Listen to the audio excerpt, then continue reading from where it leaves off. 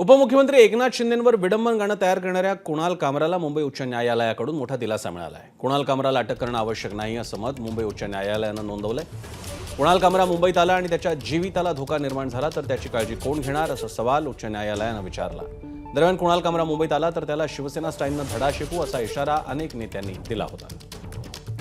कुणाल कामराच्या याचिकेवर मुंबई कोर्टानं काय निर्देश दिलेत, हायकोर्टानं काय निर्देश दिलेत पाहूया। कुणाल कामराचा जबाब नोंदवण्यासाठी अटकेची गरज नाही। कुणाल कामरा मुंबईत आला तर त्याच्या सुरक्षेची हमी मुंबई पोलिसांनी द्यावी। कामराच्या जीवाला धोका निर्माण होणार नाही याची काळजी घेणार का, मुंबई पोलिसांना सवाल। मुंबई पोलीस तामिळनाडूमध्ये जाऊनही जबाब नोंदवू शकतात। कोर्टानं मुंबई पोलिसांना चपराक लगावल्यानंतरही शिंदेंच्या शिवसेनेकडून अजूनही कुणाल कामराला इशारा देण्यात आलाय। कोर्टानं दिलासा दिला तरी कामराला शिवसैनिक प्रसाद देणारच असा इशारा नरेश मस्केने दिला। सगळ्यांवर टीका केली, त्याला तर बक्षीस द्यायला पाहिजे ना, त्यांना प्रसाद द्यायला पाहिजे।